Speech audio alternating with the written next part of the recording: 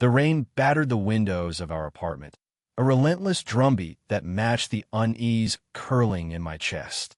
I was supposed to be on a plane to Dallas, briefcase stuffed with presentations for a 2-day conference. But at noon, my phone buzzed with a text from the airline. Flight canceled due to technical issues. Just like that, my plans dissolved. I called Catherine, my wife, to let her know I'd be staying in town. Her voice came through the line, soft but clipped, distracted. "Sorry, Jason. That's a bummer," she said, papers rustling in the background. "But I'm swamped at work anyway. Tonight's the gala for my new boss. I'll be home late." There was something in her tone, rushed, almost guarded, that pricked at me, but I brushed it off. I spent the day pacing our apartment, the silence heavy despite the storm outside. The wedding ring on my finger glinted under the dim glow of the living room lamp, a quiet reminder of the life we'd built. I twisted it absently, thinking of the early days when Catherine's laugh filled every corner of this place. By 5 o'clock, the gray city sky and the thought of an empty evening gnawed at me. I decided to surprise her at the gala. Maybe I'd see that laugh again, the one I hadn't heard in months. The Midtown Plaza Hotel shimmered like a glass cathedral against the rain-soaked streets. Its marble floors gleamed under crystal chandeliers, reflecting the clink of wine glasses and the hum of polished small talk. I slipped in late, keeping to the edges of the crowd, my coat still damp from the downpour. The air smelled of expensive perfume and ambition. I scanned the room, and there she was, Catherine, standing near a towering floral arrangement, radiant in a blue dress I'd never seen before. Her hair was pinned up, elegant and unfamiliar, making her look like someone from a magazine cover. She held a glass of wine, her laughter cutting through the chatter, sharp and bright. For a moment, I just watched her, my heart swelling with a mix of pride and longing. Then I saw him, Andrew, her new boss. Tall, impeccably dressed, he moved through the room with a practiced ease that drew eyes like moths to a flame. At first, it seemed innocent enough. Catherine chatted with colleagues. Andrew worked the crowd, their paths crossing briefly. But as I started toward her, something shifted. She drifted away from the main group, as if pulled by an invisible thread, and met Andrew near the bar, tucked away from the lights and noise. She laughed again, a sound so open it twisted something inside me. Andrew said something, his hand brushing her arm, and then, as if it were the most natural thing in the world, he slid his arm around her waist. His fingers lingered too long, too low, resting with a familiarity that wasn't professional. Catherine didn't pull away. Her cheeks flushed in the soft light, her eyes meeting his with a warmth I hadn't seen in ages. The ring on my finger felt like it was burning, a weight I couldn't ignore. Our eyes locked. Her face froze, just for a second, before she slipped out of his grasp with a practiced grace. "Jason." Her voice was too loud, slicing through the hum of the gala. "You're here." She hurried over, grabbing my hand, her smile wide but brittle. She pulled me into the crowd, introducing me to colleagues, as if nothing was wrong. "Everyone, this is my husband, Jason," she said, her voice bright. He was supposed to be in Dallas, but he surprised me. The group smiled, their eyes darting between us, curious and sharp. Andrew followed, his grin effortless. "Good to meet you," he said, his handshake firm, his gaze steady but unreadable. Catherine laughed, looping her arm through mine. "Andrew's a hugger," she teased, her tone playful. "Can't help himself, right?" The crowd chuckled, and I forced a smile, nodding along. But my mind was stuck on that moment by the bar, his hand, her laugh, the way she didn't move away. The ring on my finger felt heavier than ever, a silent question I wasn't ready to answer. The days after the gala dragged like a slow bleed. I wanted to believe I'd misread that moment by the bar, Catherine's laugh, Andrew's hand on her waist, the way she didn't pull away. But the image clung to me, sharp and unrelenting, like a splinter I couldn't dig out. The wedding ring on my finger, once a quiet comfort, now felt like a shackle, its weight pressing harder with every passing hour. I kept twisting it, as if I could turn back time to when her smile was mine alone. Catherine had changed, and I couldn't ignore it anymore. She used to leave her phone on the kitchen counter, careless about who saw her texts or calls. Now it was glued to her, the screen always angled away from me. If I passed by while she was typing, she'd swipe the app closed with a speed that wasn't casual. Her evening jogs, which she'd started a few weeks ago, became a ritual. Every night after dinner, she'd slip into sneakers, grab her earbuds, and vanish for an hour, sometimes two. Just trying to stay healthy, she'd say, her eyes skimming past mine, her voice light but hollow. You should join me, Jason. But I wasn't fooled. The Catherine I knew preferred late-night TV binges to early morning runs. These jogs felt like an escape, a way to be anywhere but here with me. I tried to be supportive, to silence the doubts gnawing at my gut, but they grew louder. Her answers to my questions about work were vague, her stories about colleagues cut short. Just the usual office stuff, she'd say, changing the subject to the weather or what we'd eat for dinner. One night, while she was in the shower, the temptation became too much. Her phone sat on a coffee table, its screen dark but beckoning. My hand shook as I picked it up. The passcode hadn't changed, our wedding date. A single unread message glowed on the screen, from Andrew. Meet me tomorrow. Don't be late, winky face. My pulse thundered in my ears, a mix of rage and dread. I set the phone down before she returned, but the words burned into my mind, each one a crack in the life I thought we had. The next morning, as Catherine left for work with a quick peck on my cheek, my phone buzzed. It was an email from a coworker of hers, someone I'd met once at a company picnic. The subject line was stark. You need to see this. Attached was a video, no explanation, just a file. I sat on the couch, the rain still pattering outside, and pressed play. The footage was shaky, dim, but unmistakable. Catherine and Andrew on the Gallus terrace, just minutes before I'd arrived. His hand grazed her arm, then settled on her waist. She laughed, a sound so free it cut me to the bone. Then he leaned in, kissing her cheek, lingering far too long. Her hand rested on his, her smile soft, intimate, not the kind you share with a boss. I replayed it, each loop tightening the knot in my chest. The ring on my finger felt like it was choking me now, a lie I'd worn too long.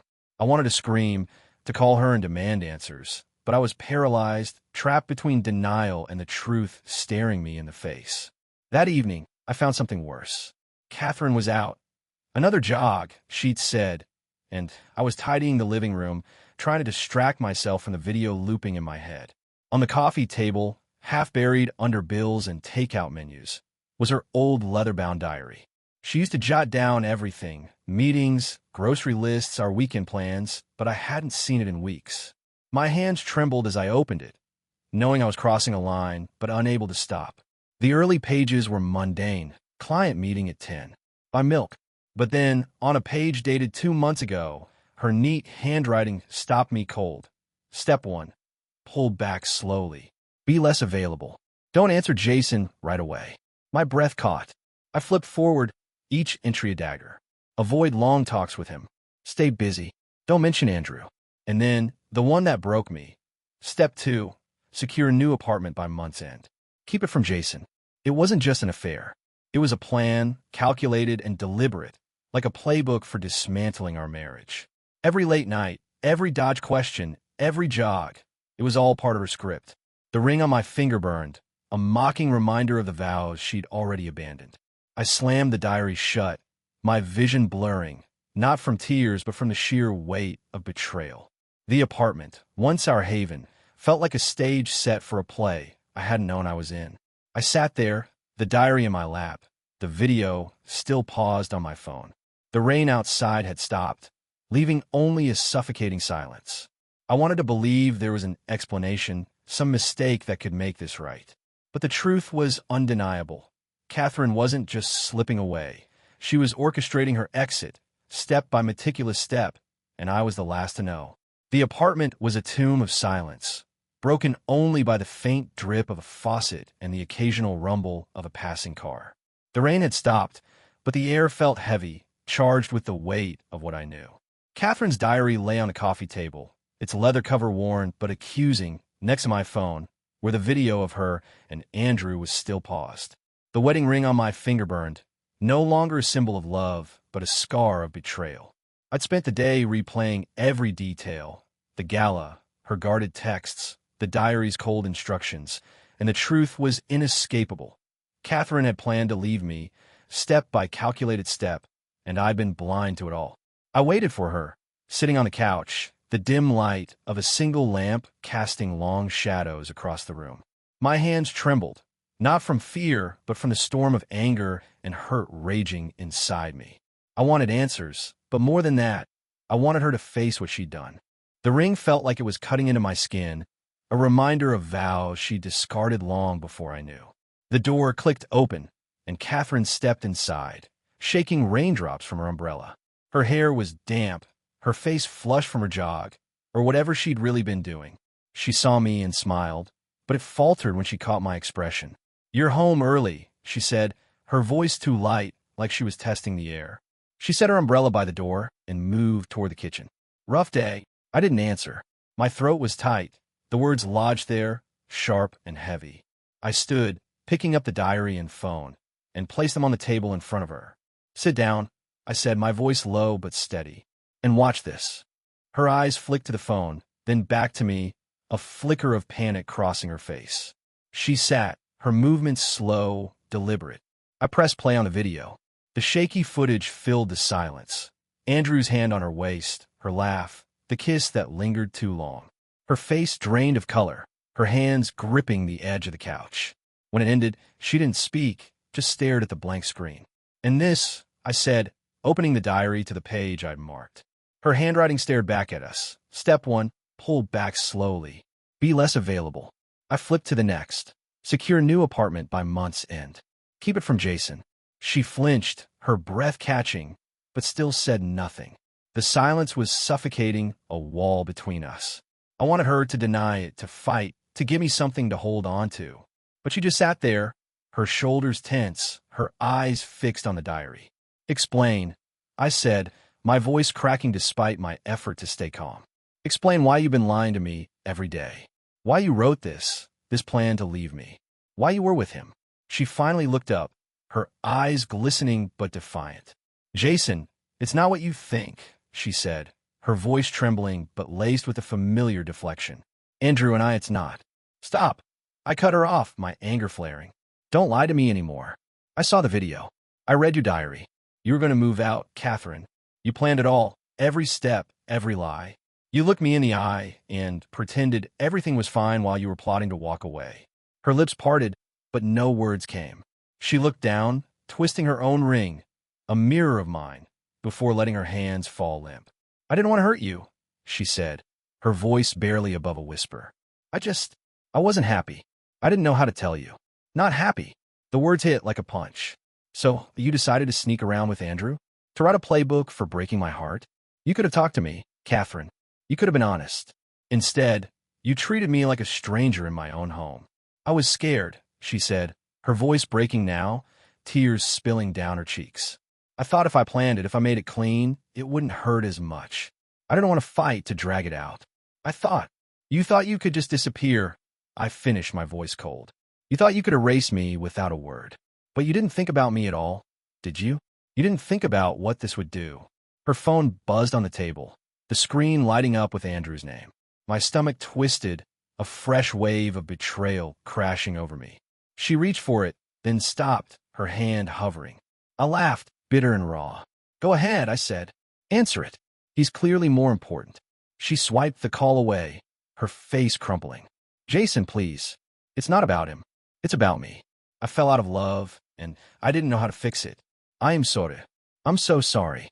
Her words were a knife, twisting deeper with every syllable. I wanted to scream, to shake her until she understood the wreckage she'd caused. But I stood there, my hands clenched, fighting to keep my dignity. I slid the ring off my finger, the metal cold against my skin, and set on the table between us. "You made your choice," I said, my voice steady now. "You don't get to control my life anymore. You don't get to pretend this was just a mistake. You planned this, Catherine, and now we both live with it." She sobbed, reaching for me, but I stepped back. "Please," she whispered, her voice raw. "I didn't mean for it to end like this." But it was too late. The ring lay there, glinting in the lamplight, a silent end to everything we'd been. I turned away, my heart pounding, knowing this wasn't the end of the pain, but it was the end of her hold over me. The morning after the confrontation, the apartment felt like a hollow shell.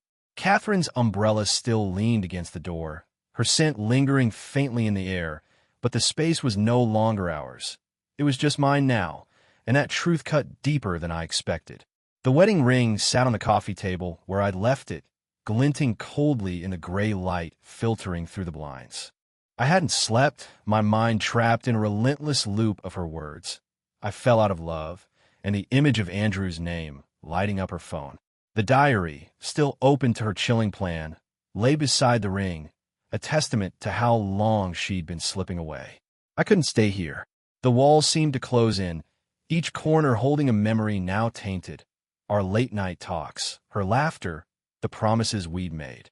My chest ached, not just from betrayal, but from the realization that I'd been clinging to a version of her that no longer existed. I needed air, perspective, someone to pull me back from the edge. I grabbed my keys and dialed Marco, my childhood friend, who I hadn't seen in months. His voice, steady and warm, was a lifeline through the phone. "Jason, you sound like hell," he said after I mumbled a greeting. "Get over here. Now." Marco lived an hour out of the city, in a small house nestled at the edge of a pine forest. The drive gave me time to think, but it only deepened the fog in my head. The ring was gone from my finger, but its absence felt like a phantom weight, a reminder of what I'd lost. By the time I pulled into his gravel driveway, the rain had started again, soft but persistent, drumming on the windshield. Marco met me at the door with a mug of coffee and a quiet nod, his flannel shirt and easy grin a stark contrast to the chaos in my chest. We sat on his porch, the air thick with the scent of wet pine and earth. The forest stretched out before us, its green depths swallowing the city's noise. I told him everything, the gala, the video, the diary, Catherine's confession. The words spilled out, raw and jagged, each one carving a little more of the pain from my heart. Marco listened, his face still except for the occasional tightening of his jaw. When I mentioned the diary's entry about the new apartment, he shook his head, his eyes dark with disbelief. "She planned it like a damn heist," I said, my voice hoarse. "Every step, Marco. She was going to walk away and leave me to figure it out." He leaned back in his chair, the wood creaking under his weight. "That's cold, man. I'm not going to sugarcoat it. She screwed you over. But you're still here, still standing. That's more than she deserves." I stare at the coffee mug in my hands, its warmth seeping into my palms. "I don't know how to do this," I admitted, my voice barely above a whisper. "I love her. I thought we were forever. How do I move on when everything I built is gone?" Marco set his mug down and leaned forward, his gaze steady. "You remember when I lost my job? 2 years ago, I was a mess, drinking too much, shutting everyone out. You showed up at my place, dragged me to that diner, and told me I was worth more than my failures. You didn't let me quit on myself." He paused, his voice softening. "Now it's my turn, Jason. You're not just Catherine's husband. You're you, smart, tough, the guy who doesn't give up. She doesn't get to take that away." His words hit like a spark in the dark. I'd forgotten that night at the diner, the way I'd sat across from him, refusing to let him spiral. It felt distant now, like it belonged to a stronger version of me. But Marco's belief in that version, his quiet conviction, stirred something I thought I'd lost. "She's not the end of your story," he went on, gesturing to the forest. "Look out there. The trees don't stop growing because a storm knocks a few down. They keep going, stronger for it. You will too." I managed a small laugh, the first in days. "When did you get all philosophical?" He grinned, shrugging. "Comes with the territory out here. Point is, you've got people who see you, Jason. You're not alone in this." He told me about his sister, who'd rebuilt her life after a messy divorce, opening a bakery that became the heart of her small town. "She didn't let her ex define her," Marco said. "She chose herself. You can do that too." The rain slowed to a drizzle, the forest glowing under a break in the clouds. For the first time since the gala, I felt a flicker of hope, fragile but real. The ring was still back in the apartment, but out here with Marco's words and the steady rhythm of the pines, I could imagine a life beyond it. I wasn't healed, not even close, but I wasn't broken either. I was still here, and that was enough for now. As I drove back to the city, the weight in my chest hadn't vanished, but it was lighter, like a burden I could carry. Marco's voice echoed in my mind. "You're not just Catherine's husband." I didn't know what came next, but I knew I wouldn't let her betrayal be the end of me. The weeks after Catherine left were a blur of quiet pain. She packed her things with the same calculated precision she'd used to plan her exit, leaving the apartment without a word, only the click of the door and her key on the counter to mark her departure. I didn't stop her. There was nothing left to say.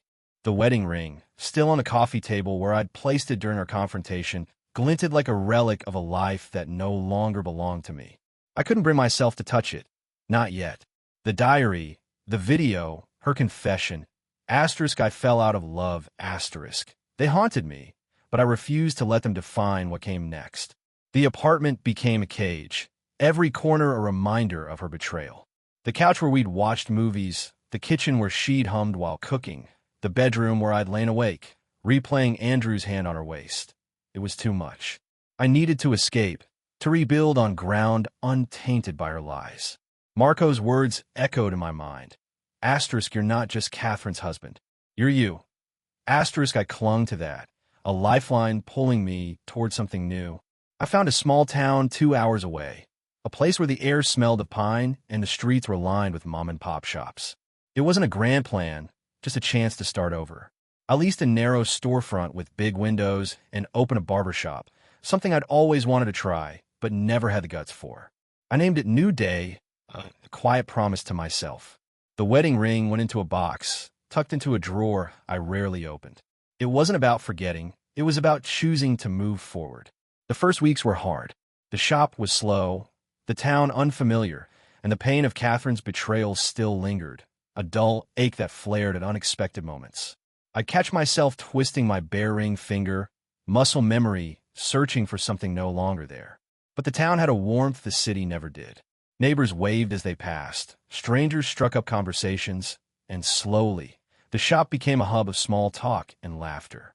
I learned to cut hair with a steady hand, each snip a small act of creation, a way to shape something new.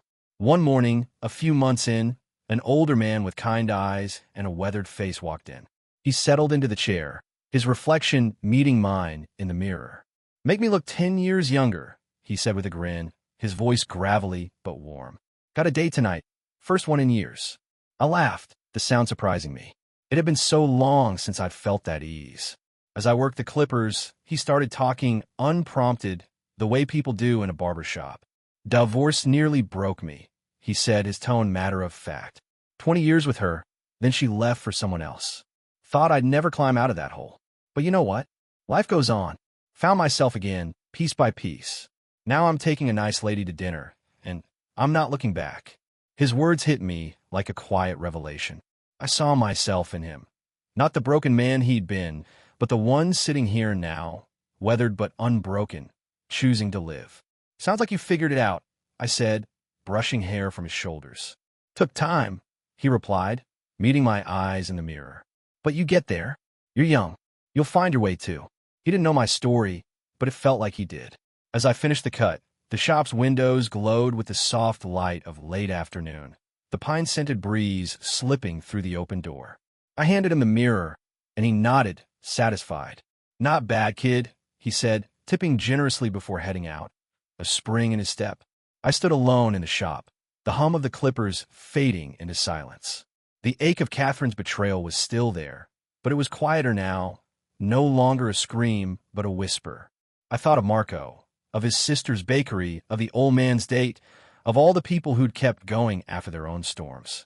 Catherine had made her choice, and she'd live with it, alone, without the life we'd built without me. I didn't need revenge. Her absence was consequence enough. I swept the floor, the rhythm steady, grounding. The box with the ring stayed closed, but I didn't need to open it to know what it meant. A chapter ended, not my story. Outside, the town buzzed with life. Kids on bikes, shopkeepers chatting, the promise of a new day. I was part of it now, not just surviving, but living.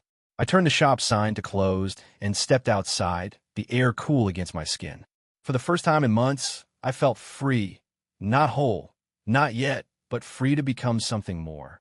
My life was mine again, and I'd write the next pages on my terms.